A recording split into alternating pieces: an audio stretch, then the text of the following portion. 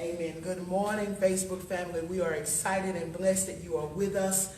We are reaching the remnant ministries, reaching, reclaiming, and restoring. Come on and go into this rich word with us. You will be blessed on today as we talk about lessons from bitter water. Get yourself ready. Amen. Get your pencil and your paper ready as God will bless. We thank God for Amari Pitters, our social media director. She's going to keep those points coming for you so that you will be blessed also. Church, let's go to Exodus chapter 15. Amen. That word that Sister Letitia had already shared with us. Exodus chapter 15. Let's go there. It is, amen, the second book of the Bible. Amen. If you can't find it, I don't know. Amen. The second book of the Bible, Exodus chapter 15 is where we will go. And we're going to read a few verses and try to discuss most of them so that we can get the real meat out of this word. Exodus chapter 15, we're going to begin with verse 22. If you have it, say amen. Amen. Amen. Amen. Exodus chapter 15, verse 22. So Moses brought Israel from the Red Sea, and they went out into the wilderness of Shur. And they went 3 days in the wilderness and found no water. Somebody says no water. No water. And when they came to Marah, they could not drink of the waters of Marah, for they were bitter. Therefore the name of it is called Marah. And the people, verse 24, murmured against Moses, saying, what shall we drink? Verse 25, and Moses cried unto the Lord, and the Lord showed him a tree. Somebody say a tree. A tree. Which when he had cast it into the waters were made sweet.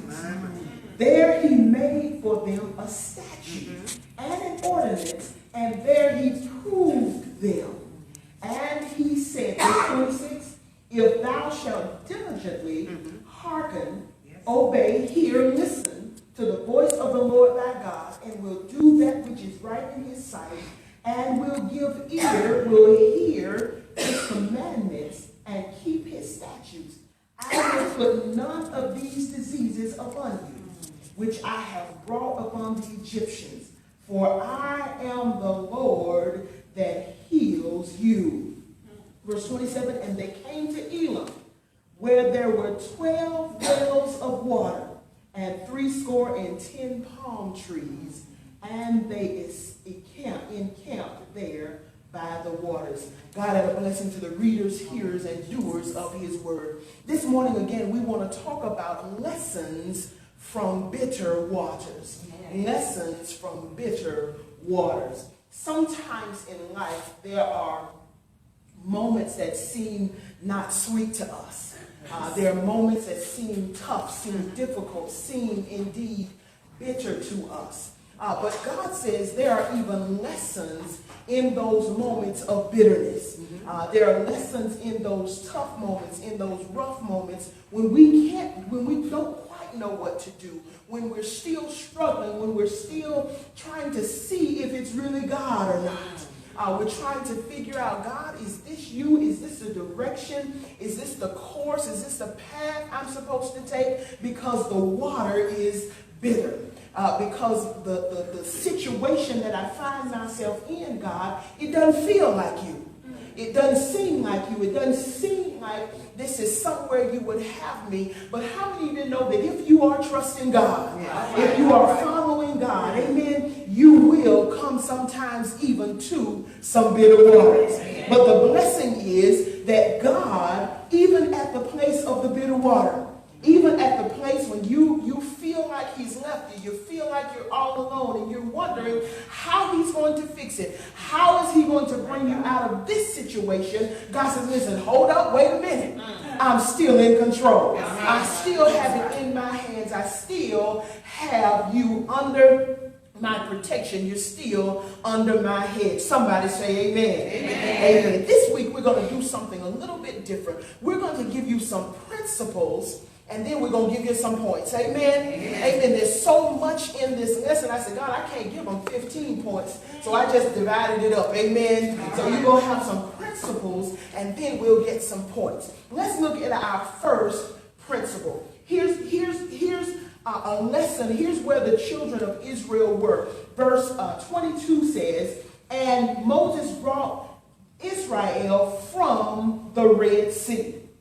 Now, you know what happened at the Red Sea. You know, when the children were being chased, being pursued by Pharaoh and his army, what happened? They got to the Red Sea and they got scared and nervous and said, Moses, you brought us out here. They could have killed us back in Egypt, but you brought us to this water and now we're going to die when the Egyptians get here. But you know what God did. He told Moses to do what? Hold your rod in your hands. Hold your rod up. You have it, Moses. You already have what you need. Hold your rod up and I will part the waters. I will part the Red Sea. Now listen, smart theologians have said this was a time of low tide for the Red Sea.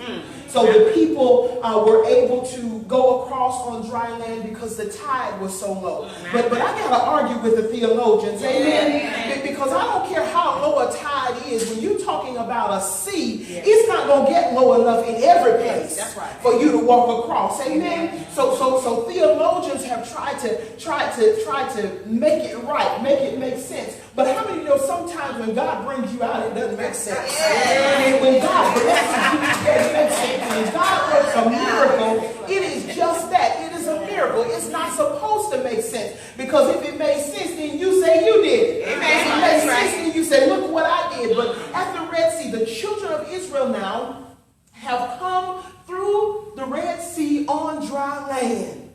And now they have come to this place where there is no water. Here's principle number one. After you come out of a great victory,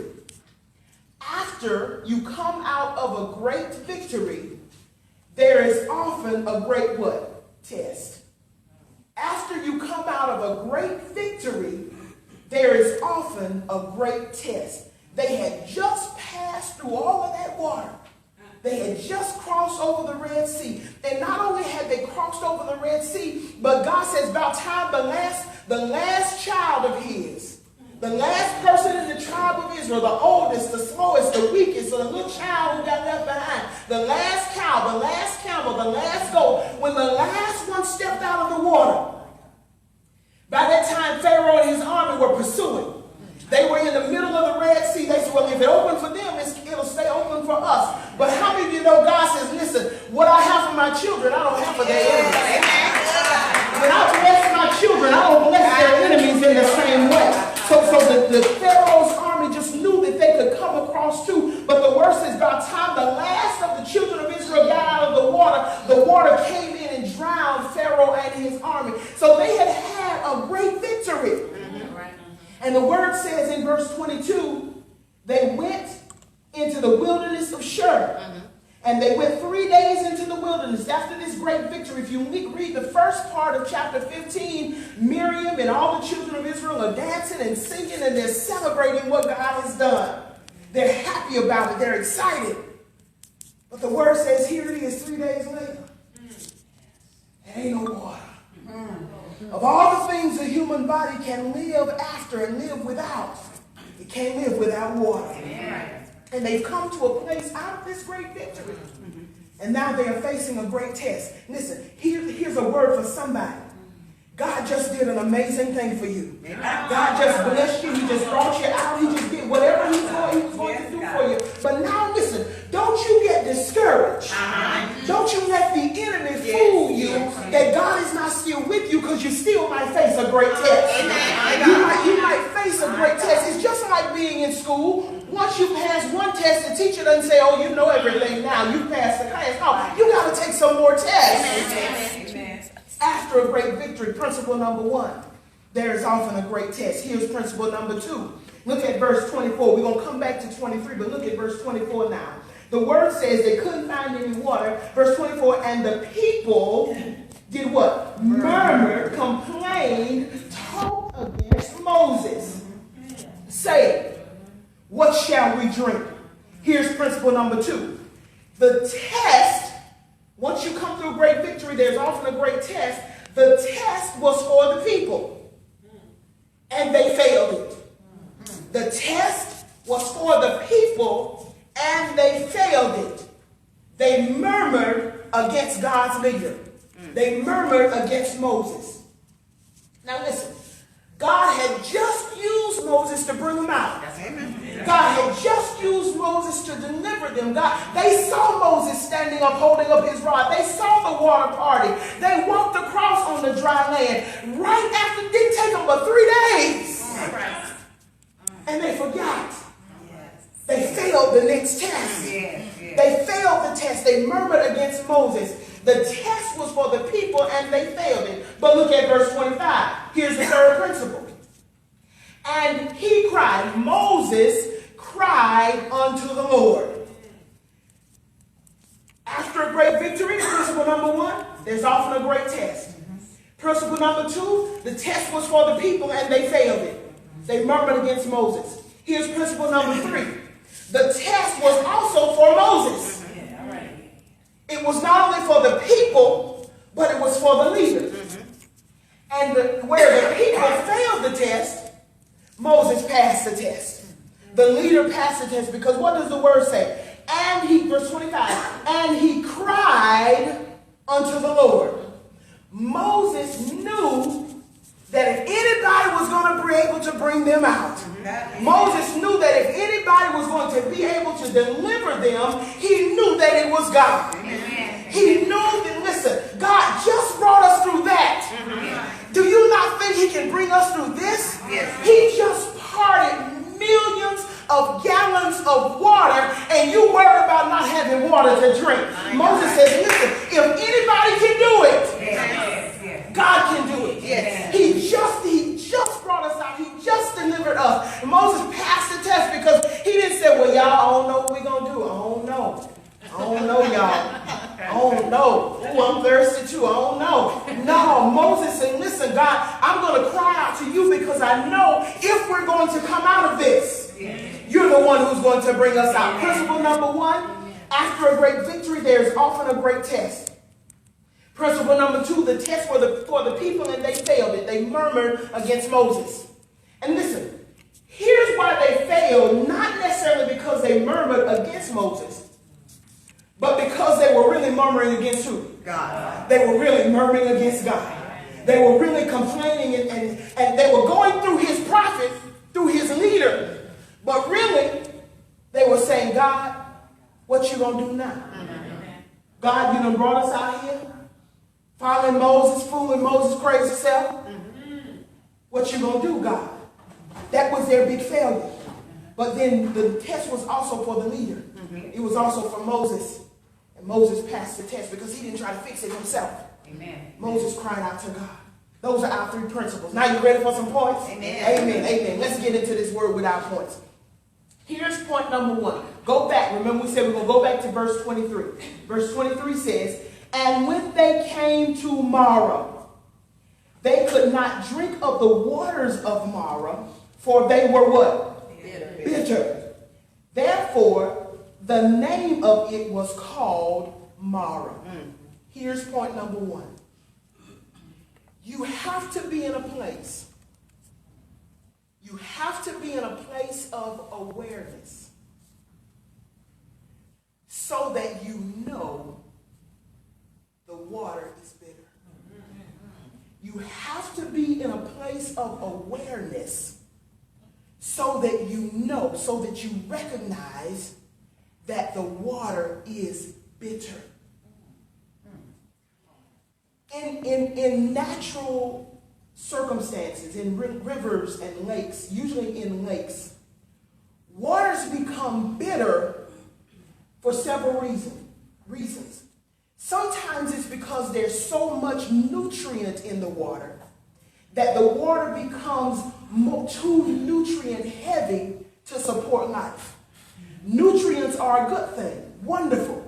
But when you walk by a lake or a pond and it has that green film over it, that means that there are too many nutrients. There's too much good stuff, hallelujah, in the water for life to survive. And the waters are bitter because there's no life there. Sometimes waters become bitter because of in this age, our pollution. Because we put everything out there in the earth and it's got to go somewhere. And sometimes water becomes bitter or becomes polluted because of our doing. But listen, in a spiritual sense, you have to be aware. You have to have enough discernment to know when the water is bitter. Amen. Right. If you're in a place where there's nothing growing around you, where there's no life around you, you got to look at the water, baby. You got to figure out, Lord, what is this place I'm in? What is this place of stagnation that I'm in? Why is there no life? It might be because the water is bitter. It might be because you are in a place you're no longer supposed to be in. It may be because there's just too much. You got too many opinions in your life. You got too many folks saying, thus saith the Lord, and ain't nobody heard from the Lord yet. You might be in a place where you're so dependent and so concerned about what people think about you and how they feel and what they're going to say until the waters become bitter. It started out as a place of blessing, but now you got too much stuff in it. And the water has become bitter. And look at this verse. The word says the place was called Mara. And that word Mara, you remember when Ruth and Naomi were traveling? And Naomi had lost all of her lost her sons and her husband. And she said, don't call me Naomi anymore. Call me Mara. She's because I'm bitter. I'm hurting. I'm defeated. I'm broken. That's this same word. Sometimes, listen, sometimes you'll know that the water is bitter when you find out the name of it. Let me give you an example. Somebody always bringing you mess. They a messy person. They're going to make your waters bitter. If somebody's always encouraging you to compare yourself to somebody else and be like somebody else, they are causing you to have an inferior spirit to compare yourself. They're making your waters bitter. You got to name what's around you. Sometimes we label folk friends. And we've given them the wrong name. Sometimes they're haters. Sometimes they're backbiters. My sister shared a post with me on Facebook. She says, sometimes those following you are not your supporters, they're your haters. You got to name that thing. You got to name that situation. And once you name it, then you say, God, that is a bitter place in my life. And I'm going to do everything I can to get away from those bitter waters. Now, point number one, you have to be in a place of awareness so that you know the water is bitter. Here's point number two. Verse 24 says, and the people murmured against Moses, saying, what shall we drink? Not only do you have to be in a place of awareness so that you know the water is bitter, but here's point number two. When you realize the waters are bitter, you cannot become preoccupied. You cannot become preoccupied or obsessed with the voices of those who will only complain about the water being bitter. I'm going to give it to you again. You cannot become preoccupied or obsessed with the voices of those who will only complain about the water being bitter. We have to be careful who we surround ourselves with. Because sometimes when we're at a place of bitter waters, we don't need folks to say, yeah, honey, it's sure bitter. Yeah, it's bitter. Child, it's bitter. I don't know what you go, child. Ooh, it's so hard in your life. What the doctor told you? What did he say? Lord have mercy. You can't become preoccupied with the people who are only going to complain about the bitter water. You need somebody who's going to help you figure out how to make the water sweet. You can complain by yourself. You can have a pity party by yourself. You got to connect with people who will help you figure out how to make the water sweet. You don't have to point out to me that my life is in a bad place. You don't have to point out to me that I'm in a tough situation. You don't have to keep reminding me of what the doctor said. You don't have to show me my bank account. I need you to help me figure out how to get to God. sweet. Amen. Don't become preoccupied with the voices. Because here's the thing about complainers. They're going to always complain. If it's cold, they're going to complain it's too cold. You turn the heat up, it's too hot now. If it's raining, they want sunshine. Sunshine, we need some rain. A complainer is always going to complain. That is what they do. Amen. Don't become preoccupied with the voices of complainers. Because listen, while the people were complaining, Moses was running there praying. Amen. Moses was shouting out to God saying, Lord, hey, God. And had he become preoccupied with the people, then listen, had he become preoccupied with the people, then he would have tried to justify what God was doing. We are not responsible. We are not responsible for justifying what God is doing in somebody else's life. If we were responsible for it, that would make us God. Yes. Listen, Moses said, listen, I ain't make the waters bitter. I didn't know we were going to come to this bitter place. So I got to connect to the one who knew we were coming this way. I got to connect to God. I can't let folk.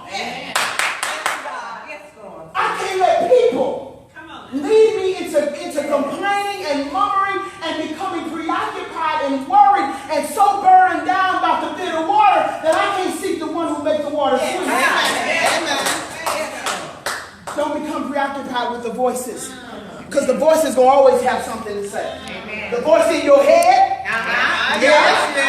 Because sometimes it's not other people. Amen. Sometimes it's your own voice. Yes. Say, girl, you ain't going to make it out of this. Girl, I don't know what you're going to be. Girl, you've been trusting God and tithing and praising God. And look at you now, you didn't leave. You got to sometimes tell that voice in your own head to shut up, be quiet. In the name of Jesus, God has given me a spirit of fear.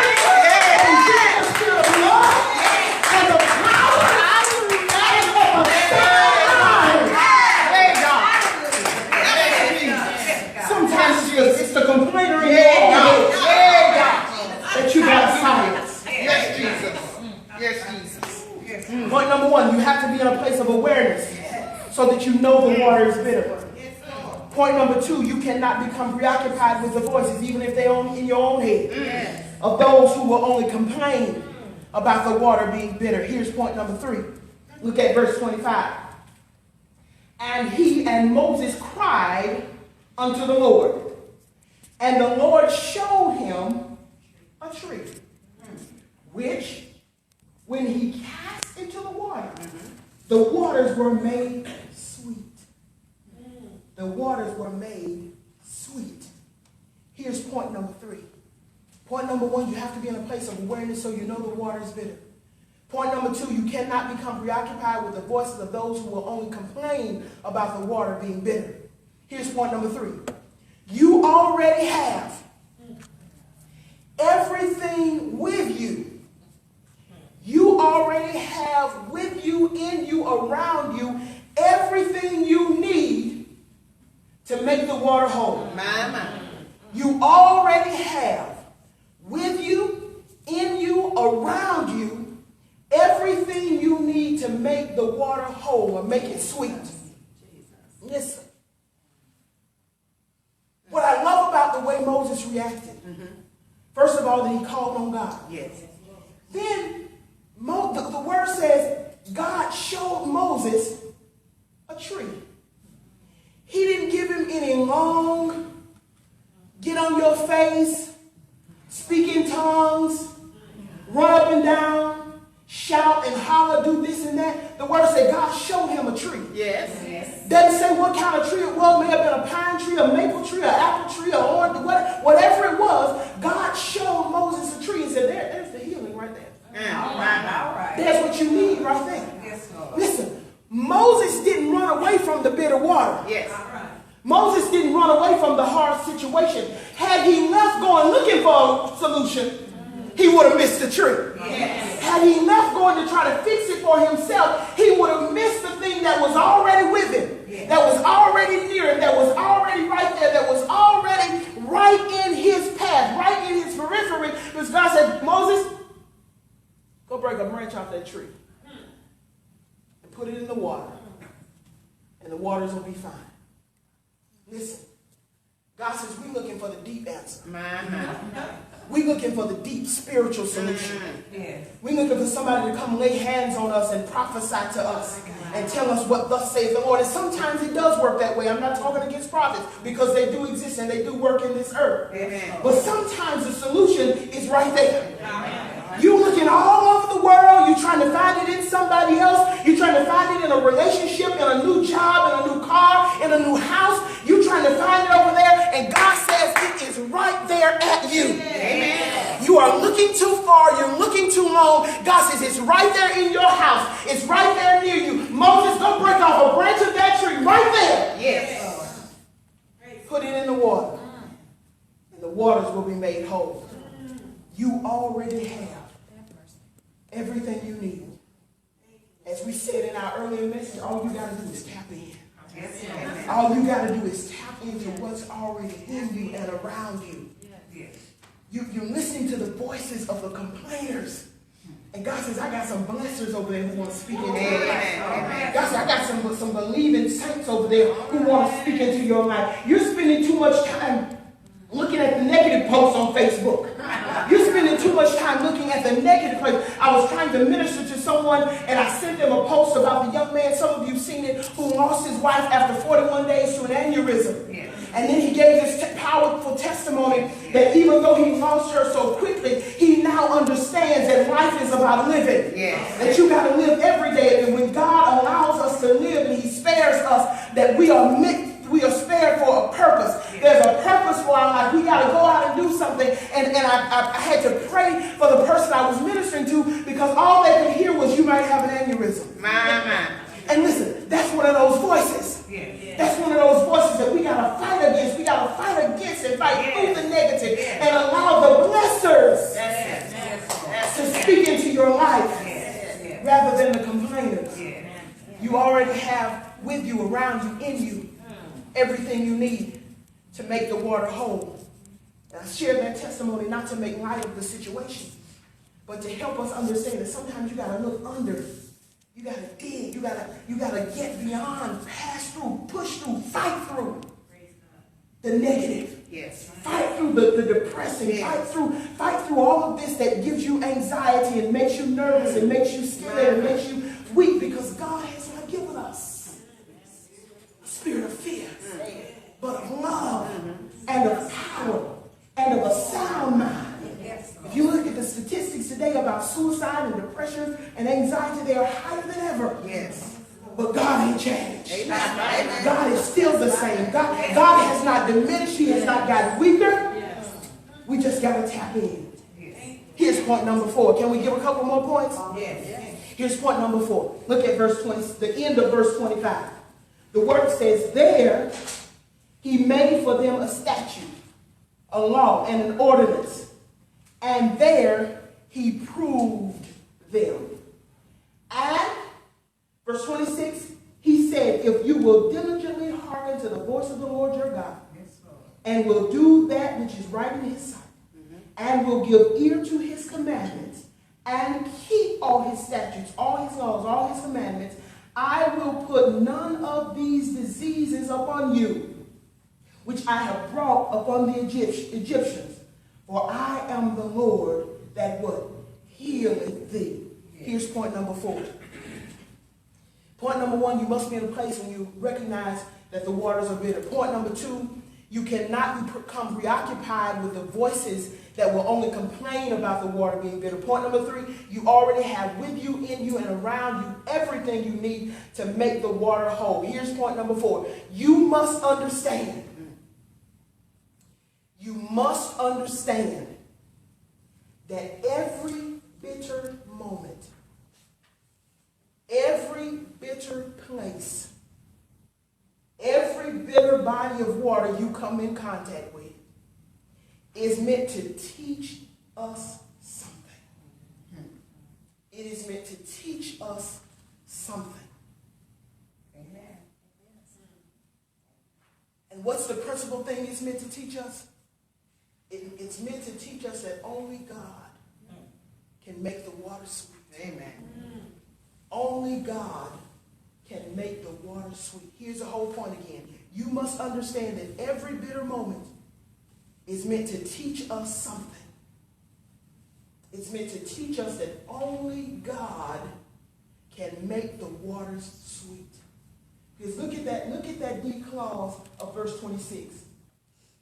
The Lord says, for I am the Lord that heals you. Listen, God went all the way back to when the children of Israel were in bondage. He didn't talk about the bitter water. He didn't talk about the Red Sea. He went all the way back to when they were in bondage. Because you remember the 10 plagues, don't you? Right. The boils, the darkness, the firstborn dying, the frogs, the locusts. You remember those. God says, listen, I will not allow those things to come upon you as I did the Egyptians, because I am the Lord that heals you. God says, listen, I've been working with you a long time. I've been healing you from stuff for a long time.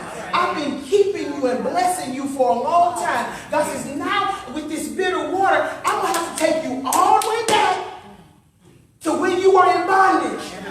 When you were in bondage for real. Now you just ain't got no water, but you used to be a slave. Amen. You used to be in bondage to sin. God says, I brought you out.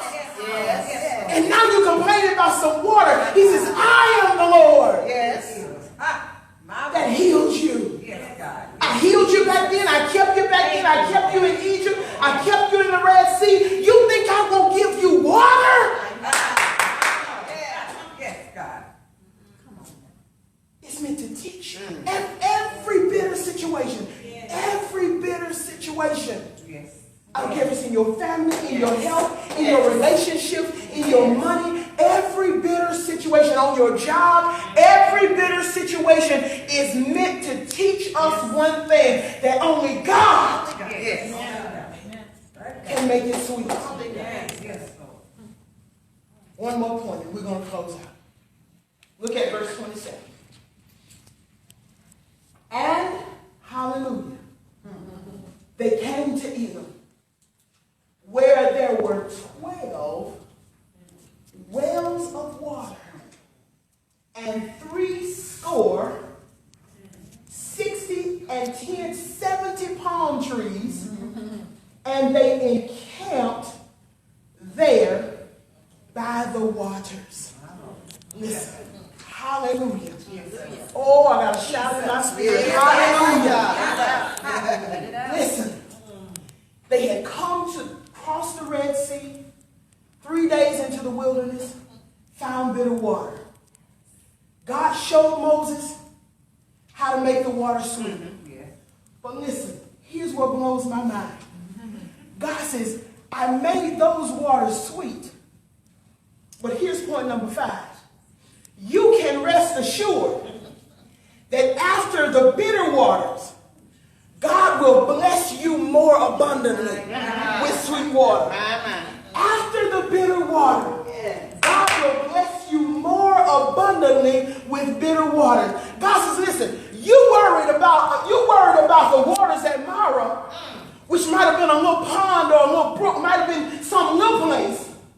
But God says, where I'm taking you, where I'm leading you, I'm taking you to Elim, where the word says there were 12 wells of sweet water.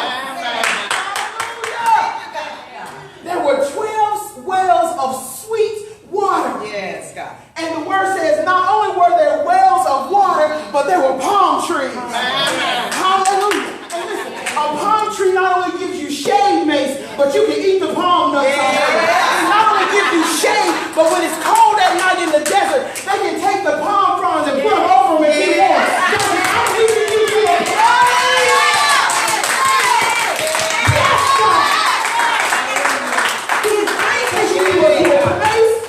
well, you're not only going to have water, abundant water, but I'm going to give you food, I'm going to give you shelter, I'm going to give you shade in the daytime, I'm going to give you warmth at night. Everything you need. Yes, hallelujah. God said it's going to come. Yes, Jesus. When you going by some bitter water, it's going to come. Yes. some trials and tribulations. It's going to come. Like you're going through chemo and radiation. It's going to come. Like you're sleeping in your car. It's going to come. It's going to come. It's going to come. You got to go buy some bitter water. Child, you got to go buy some bitter water. Pierre, you got to go buy some bitter water. Hallelujah. God says, when you go by that bitter water, you don't get caught up in the complaint. That's right. If you cry out to me, he says, not only will I make that water sweet for you, but I'm going to lead you to a place where you have more than enough sweet water. You have more than enough sweet water. You have more than enough sweet water. It's going to be so sweet and so abundant that you're going to forget about the bitter water. And you're going to say, thank you, God. That you brought me back the bitter water. So that I can appreciate these wells of water. God is bringing you through. He's bringing you by. He may have you parked at some bitter water right now. But if you trust him, if you cry out to him, he will not only make the water sweet where you are, but he'll lead you to 12, 15, 25, 30 wells of sweet water. Trust God. And learn the lesson of the bitter waters. Come on and stand to your feet, church. Hallelujah. Hallelujah.